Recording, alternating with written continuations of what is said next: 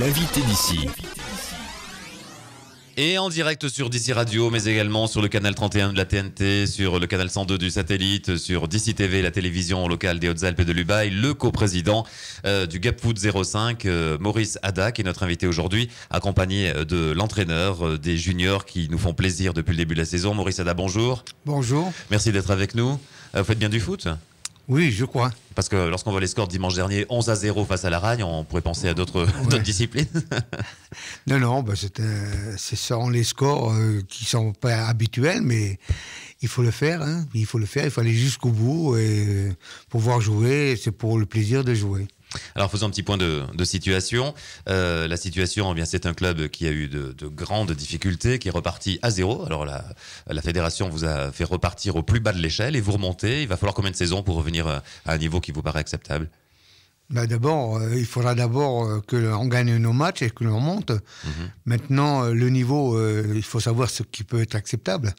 Il y en a qui promettent et qui veulent des hauts niveaux. Je pense qu'il faut être raisonnable. Il faut savoir prendre ce qui peut arriver.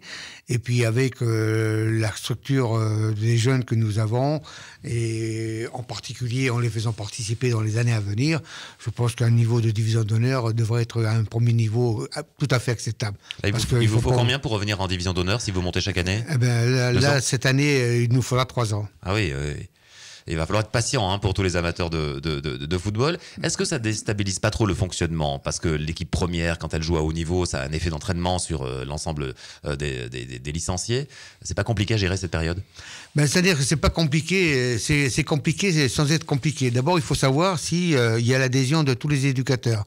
Alors, chacun peut avoir sa petite priorité, c'est évident. Mais je crois que dans l'ensemble du club, on veut d'abord qu'au niveau des équipes de jeunes, on ait le maximum d'équipes de jeunes en Ligue. Donc c'est pour ça qu'en U19, il faut absolument que cette équipe monte en U19 de Ligue. Pourquoi ? Parce que ça va être l'avenir et les 17 qui vont venir derrière. Donc ça va être l'avenir du club. Alors c'est compliqué parce qu'il faut tenir les rênes serrées. Il faut pas se déroger aux règles. C'est-à-dire que du moment qu'on a une équipe de ligue, il y a aussi d'autres équipes qui jouent en district. Et ça, c'est important parce que ça fait un tout. Et en étant un club, comme à l'heure actuelle, on a 335 joueurs, ça doit nous permettre d'asseoir l'assise des joueurs. Donc pour cela, il faut tenir la cadence jusqu'à ce qu'on monte, quoi. S'agissant des bons joueurs, etc., est-ce qu'ils n'ont pas tendance à un peu aller voir ailleurs pour jouer à plus haut niveau ? D'abord, je crois que le périmètre est très réduit. Parce que on aura toujours des joueurs qui voudront partir. On aura toujours des joueurs qui partiront à cause des études, du travail et d'autres choses. Ça, c'est tout à fait normal. Mais si on progresse dans la continuation de ce que nous sommes en train de faire, c'est-à-dire si on continue à avoir le nombre de joueurs suffisant pour donner une ossature à nos éducateurs dans les équipes de ligue, on aura toujours des retombées normales et positives pour le club. Donc il y aura fortement... Mais il n'y a pas beaucoup de clubs, hormis le club de Gap, dans les Hautes-Alpes, il n'y a pratiquement pas de club à ce niveau-là, quoi. Il y a bien des clubs, mais ça fait pas les clubs qui pourront avoir 4 équipes de ligue, parce que je pense aussi aux féminines, parce que l'esprit féminin doit également se développer, et si on a une équipe de ligue... Après, ce sont les U19, il faut s'habituer à ces nouvelles appellations là depuis quelques années, c'est tout simplement les juniors du club. Nous sommes avec leur entraîneur, Bouzid Bourgour. Voilà, je ne me suis pas trompé. Merci d'être avec nous. Oui, merci à vous. Je disais beau parcours, ça fait plaisir de voir les jeunes comme ça qui sont maintenant 8e de la Coupe Gambardella. Ça fait plaisir. On le doit à notre projet de jeu, on le doit à notre esprit de solidarité affiché un peu depuis le début de saison. C'est un travail collectif. Quand je dis collectif, c'est pas uniquement les 11 joueurs qui jouent sur le terrain, c'est tout le groupe U19, en l'occurrence les 23 joueurs, plus mon adjoint Julien Ponce et mon dirigeant d'équipe Manuel Morera.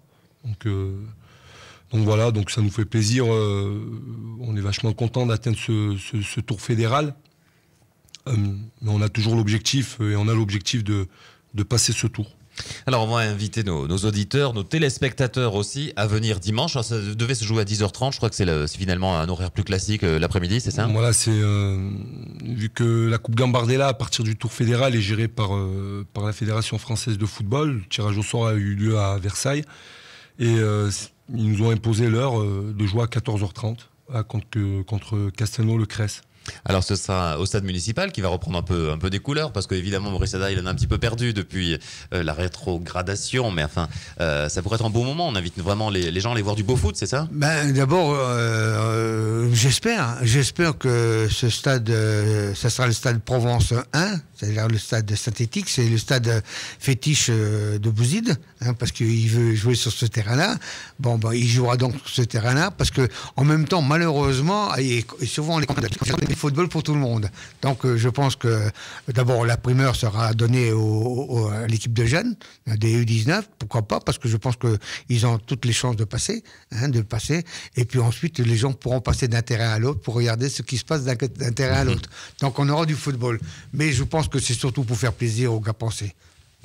Bouzid, parmi ces jeunes, est-ce que vous pressentez, sans forcément être nominatif, mais des jeunes qui pourraient avoir vraiment une grande carrière professionnelle en football? C'est peut-être trop tôt pour le dire ou... Non, honnêtement, on n'est pas...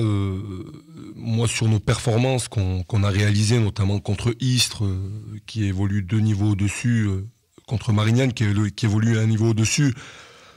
Honnêtement, c'est une performance collective. Donc aujourd'hui, c'est très complexe et je connais aucun entraîneur qui peut vous citer un joueur qui peut réussir plus tard dans le monde du football.